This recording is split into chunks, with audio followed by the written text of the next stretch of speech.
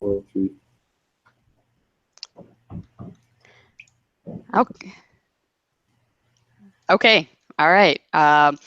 Welcome to the final SC3x live event. Thank you guys. I'm sorry that we're running a little bit behind. We had a few technical difficulties, but it looks like we are all set to go. So just a few more reminders before we dive right in to our event. As you are all aware, the final exam has just been released. So you have exactly 1 week to finish it. It'll close on September 27th at 1500 UTC as normal. So make sure to do it before then, and you only have the allotted 4 hours. So once you begin it, you have 4 hours, and there's no extensions for that. So make sure you block it the according amount of time. And so just remember, if you're starting it 2 or 3 hours before it's due, it will close at 1500 UTC. The other notices are that week 10, I had an email saying you guys struggled a little bit with it, so we've actually gone in and given partial credit for many of the multi-select questions. So that's a bit up, so the average is about 82% now. So if you guys go back in and take a look, the answers are available, and also we edited that a little bit. So now let's get right into the topic at hand, because that's far more interesting. So today we're very lucky to have Dr. Josué Velázquez Martinez. He's, I'm sure as many of you guys know, the director of the Supply Chain Management Blended program here at MIT. Of course, just one quick note, I know a lot of you guys might be pressing to ask him questions. Unfortunately, today the topic is not on the blended program, so let's keep our questions on hold until there's a next event where you can ask him about the blended program. Today, we're going to be talking about the Scream game that was available in week 11, and many of you guys filled out the survey on what you found. So I'm going to kind of cut it short and give it right over to Josué so he can introduce the game and some of the debrief. Okay, well, excellent. Thank you, Alexis. It's really a great pleasure to be here with you guys, and I really hope that you enjoy playing with the game. So part of the idea is to complement the teachings on supply chain risk management. Let me just get rid of my earplug so that I cannot hear myself. Anyway, so this is a complement, as I said before, and just before starting the discussion, I would like just to make an acknowledgement, right, on the situation that is happening now in my home country, Mexico. As you know, we've been hit by a couple of earthquakes, and this second one, despite the fact it was not as hard as the first one, but still the situation is it's being really difficult because it was extremely close to the main city, Mexico City, and it's always very hard to predict as I prepare already some of these discussions with you in supply chain risk management. But still, I wish well to my home country, our countrymen, and I hope that if some of you would like to help, you can always go and donate, and also just to send your prayers. So anyway, so I didn't want to start discussing this without making this proper acknowledgement. Now that we are discussing about this situation, some of you were wondering, and I received some of your comments and questions via email, and also in the survey that you fill in, that it was very hard to really come up with an interesting solution for the Scream game without having any information about the type of scenarios that we were planning to use to test your policies. And this is true.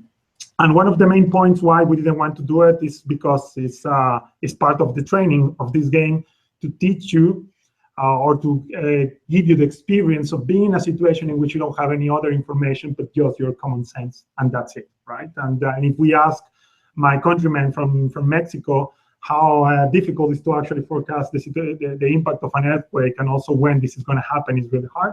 It was just a huge coincidence that actually happened September 19, and I think it was 22 years ago when in 1985, if I'm not mistaken, we were hit exactly by an earthquake, exactly the same day, that destroyed completely half of Mexico City, and actually the damage was very huge. But the interesting part is that you can always try to build correlations, right? And to say, well, by the way, September 19 is the birthday of my sister. So 2 times in a row when it was her birthday, we got hit by an earthquake. So what we can avoid to stop the earthquake? Let's stop the celebration of the birthday of my sister, right? So remember that correlation doesn't mean the relation. And this is an interesting insight. So in order just to show you, what would be like the difficulties, not just of not having this information at hand, but imagine that I will give you some information beforehand. So this is part of what I would like to introduce you with this slide. So I'm going to give you some examples, asking specific questions, 10 questions, and I'm going to ask you to provide a 90% confidence interval on your answers, okay? So I'm asking you, I'm giving you the 90%, and I want you to give me the answer now that you know the probability, right? So just think, I don't want you to go and look in internet for the answers. It's just mainly for you to try to understand and to come up with an interesting answer, okay? So I will share now this in the slides. So in your 90% confidence interval, tell me what was the age of death of Martin Luther King, the length of Nile River, number of countries that are members of the OPEC, which is this country with the petroleum, number of books in the Old Testament, diameter of the moon in kilometers, the weight of an empty Boeing, an airplane, 747, the year in which Wolfgang Amadeus Mozart was born. So for those that are in Germany, I'm sorry for my pronunciation. Gestation period of an Asian elephant, air distance from Bogota to Amsterdam, and the deepest known point in the oceans. Right? So all these questions were provided by my very good friend Andres Nook, who is also a lecturer on this screen game. He's a PhD student here at MIT. But try to come up with an idea. Provide me with the interval, lower and upper bound, with 90% of confidence.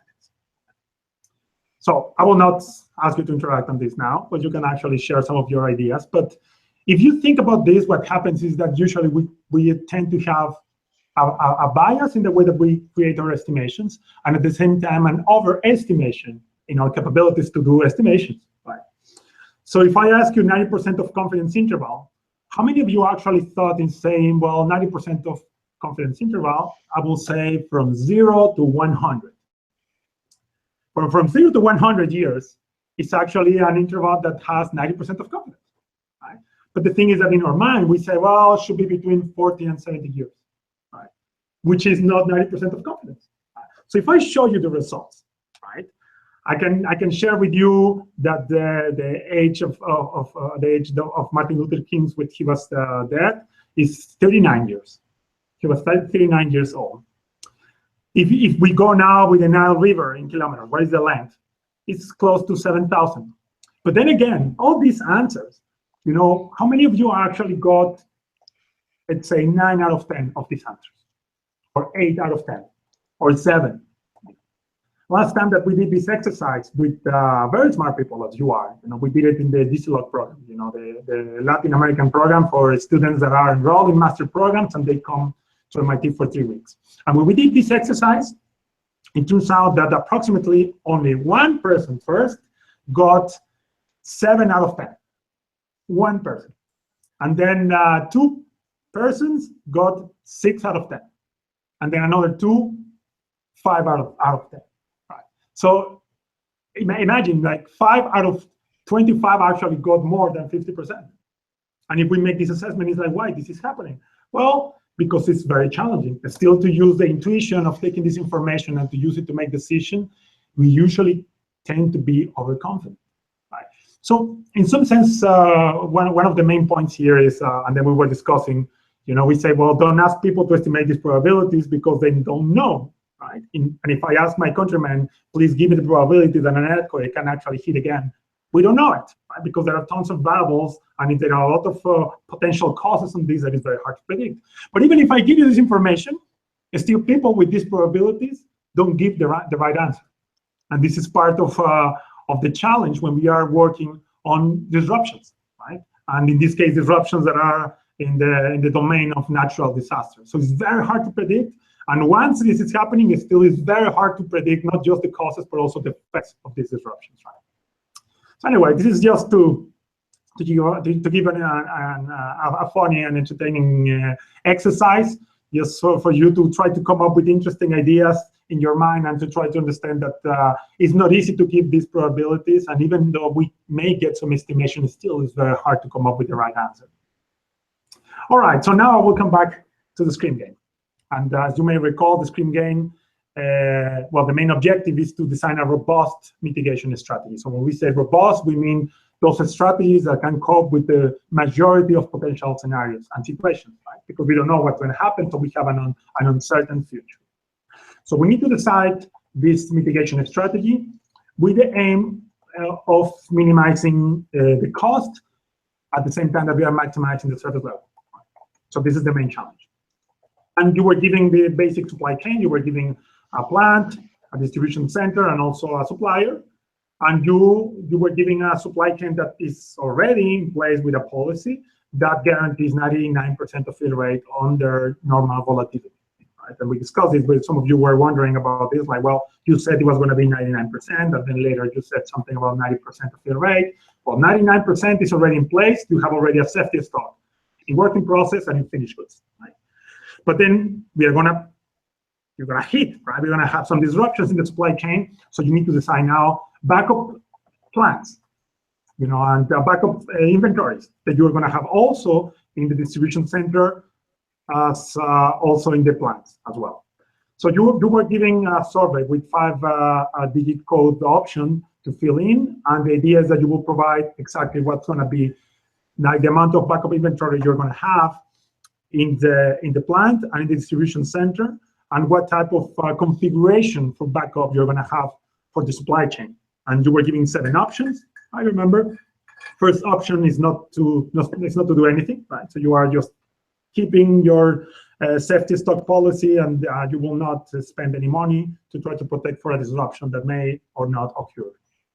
And then you were giving others, like second option is I will have 50% of the capacity, either for distribution center, plant, or supplier, and I will have a response time of 4 weeks. So that means that once you are affected by a disruption, it takes 4 weeks before you can actually use these capacities that you have in the supply chain.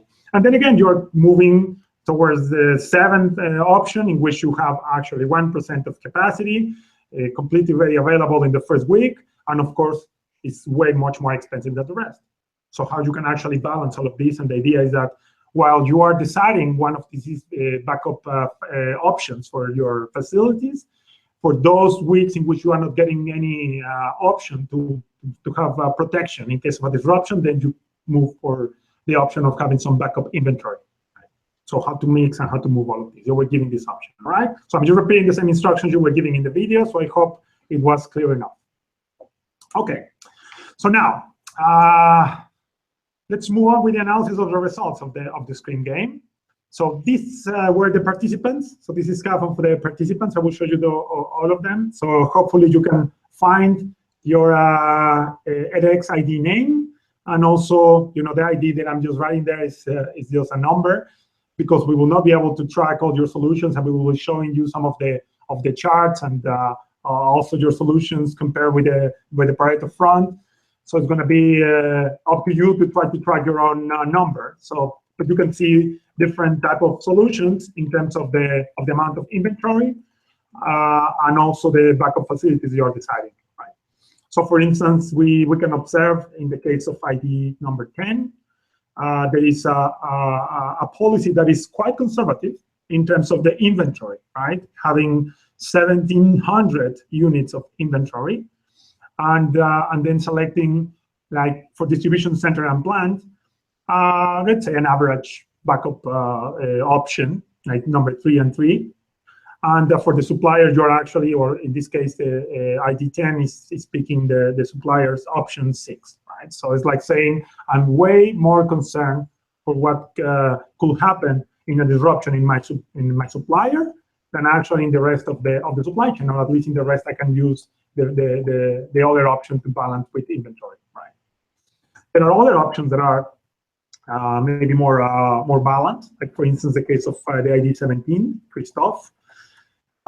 In this case, the difference is substantial compared with the Ismail in the ID number 10, which is to have like maybe 1 or 2 weeks of inventory in finished goods and work in process, but having a quite solid option in backup facilities, 6, 6, and 6 for distribution center, plant, and supplier.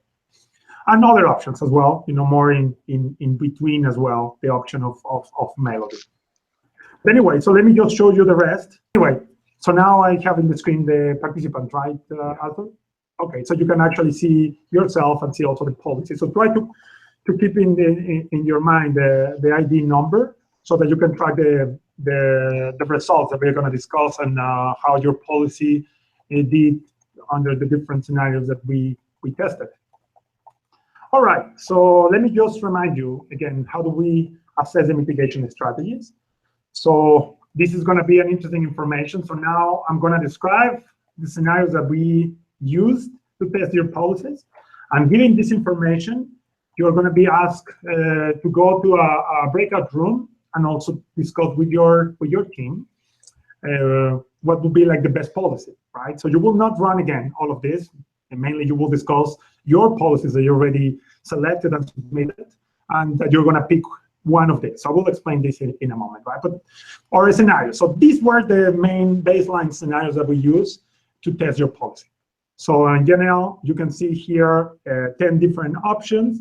And for each of the options, we have a disruption that may occur in the distribution center, in the plant, and in the supplier.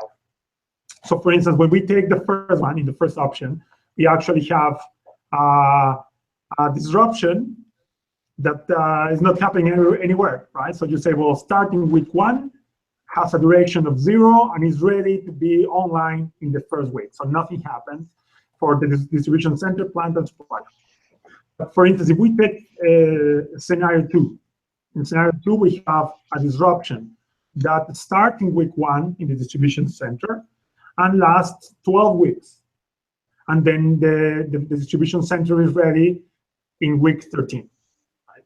So now if you go to the plant, same thing, right? So in this case, it's like a disruption that occurs after the disruption in the distribution center has finished. So in this case, you have that the disruption in the plant starts in week 14, lasts 12 weeks, and then you again, the plant is ready to be available in week 26.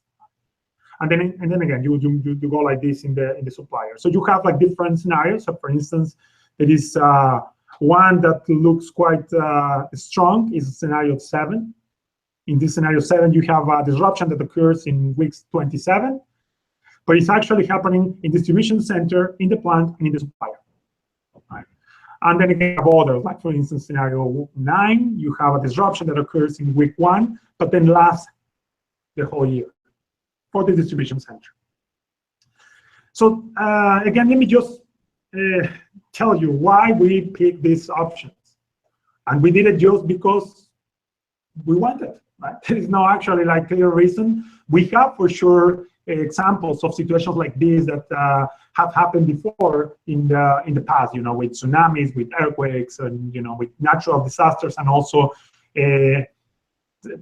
politics as well, and situations like trade agreements, etc. So we have information, and this information can help us to create this type of scenarios. But in general, the idea, at least in this game, was just to create these scenarios and to try just to come up with something that may happen, like you are feeling in a situation that now my countrymen in Mexico are feeling. This is happening. Were you prepared for this? Where you have like all your goods or the facilities that you should locate, your transportation, like all the configuration of your supply chain. Well, in this case, it's a very basic setting of supply chain, and we are going to just test your policies against this. Right? But let me tell you how we did it. Once we got this information of the potential baseline scenarios, we actually run again a simulation for the scenarios. Right? So let me just go back again to the slides. And then in this case, for instance, we created something that we call, for example, a sunny day. Sunny day means you will have 100% of probability that scenario 1 will occur, and therefore 0% for the rest. So that means nothing is going to happen. So it's going to be a sunny day, right? Fantastic day. For instance, now we have another scenario. It could be even probability. This considers that all these 10 scenarios would have each of them 10% of probability of occurrence, which means everything could happen, right? And then also we, set different scenarios between them, right? And I will show it to you. So we created random scenarios. We ran this like 50 times, and then we see how many times actually your policy performed correctly. So some of you were also asking, are you going to assess the minimum or the maximum? In this case, we are taking the average of your performance, right? Okay, so now that you have all this information, then let me show you the rest. You have the other, like partly sunny. That means you will start having 2% of probability that any of the scenarios after 2, 3, 4, 5, 6 until 10 may happen, 2%. And slightly sunny will be 5%, you know, and slightly cloudy is 7%. And then until we go to others that are like the short overlapping, which is the one that I just mentioned in scenario 7. This again means disruptions happening exactly in the 3 entities of the supply chain at the same time, and so on and so forth. So we use this information, right? And for sure, many of you also were wondering, is it possible just to decide one single solution and that's it? Well, it's not a deterministic setting, right? So we know that in this case we have an uncertain future, and the idea is to see, well, I will just create this, and using this information, let's test if your policy can cope with this and how many times. All right? Okay, so let me just again remind you how we conducted this assessment of mitigation strategies. And as I said before, we can always take the solution that is the best in terms of cost, and we can take the best in terms of service level, and we can just try to map, right, all the solutions by identifying these lines. And some of you were wondering, what is the fill rate that we need to target? And I said 90%. However, I need to confess that at the end we changed it for 95%, and the main reason is because most of you actually got very good policies. So congratulations for that. I will show you the results in a moment, but really all of you did great work, right? So anyway, so identifying all these areas, so remember, right? So we said if you are in these red areas, it means that, well, either you are still below what expecting, like in the case that you are trying to save money, but you are not actually getting sufficient amount of fill rate, or you are actually not concerned about spending money, and you are still achieving like good service level, but still at the expense of high cost. Right? And of course, we also identify this area which is having like high cost and very low service level, which I said also in the video. You are in this area, you may be better looking for another job. That's again just a joke, but it means that you are actually spending too much money for actually the amount of service level that you may get. Right? And then again, if you are now in the blue area, good solutions for a reasonable amount of cost, you are getting a reasonable amount of service level. And then again, in the green area, these are like the very smart solutions. You are getting very close to the Pareto front. And then let me just clarify again for those that are in love with math and all these spaces, solution spaces.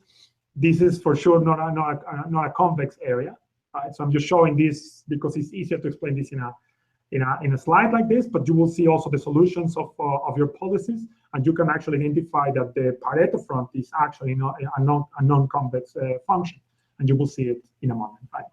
So all those solutions that are in the green area get 2 points. Solutions that are in the blue area get 1 point, and those that are in the red areas do not get any points. Okay, and then at the end we just score these, and we see how many times you are actually getting good solutions for different scenarios, and then we will rank the best, and the best will get you know, all respect, prestige, and Arthur is gonna fund you a full scholarship to study the arts. The joke. But anyway, so no, you will get all the respect, right, and admiration if you actually get good results. And at the same time, we also build theoretical Pareto front. And then in this case, assuming some deterministic values, we got like the best of all the potential solutions we may get, and we also compare your solutions with this theoretical Pareto front. And I will show you also the results on this. This is just to actually we decided to use this for this exercise because we got a lot of very good results. So you will see it. And then we needed to find a way to do the tie break. And this is how we did it, right? So I will explain this in a moment. All right. So now, take into account the following questions. So this is some of the things that we want you to consider when you are deciding a mitigation strategy. And this is, I think, a good complement for all the supply chain risk management course that you've been taking in this SC3x. And in this case, think about your policy and wonder yourself if to build this is better just to have safety stock and not to do anything, right? And well, by this time, I expect that none of you actually is considering option A. It still is the one that is the most used option in practice, which means I'm just going for the reduction of cost, and I really do not care too much about the rest because, again, I'm solving problems that maybe are not going to happen, right? And this is always very hard to assess. Then you can always combine. Well, what if now I add to my policy backup inventory? What if I add now backup facility? Or what if I combine the option of backup inventory with backup facility, right? Okay, other questions? So we saw some of these policies. I just mentioned the first one in the option. It was ID number 10, if I'm not mistaken. It was a lot of protection, you know, in terms of backup supplier and plans, but very little for distribution center, right? Or maybe more in distribution center, the backup inventory.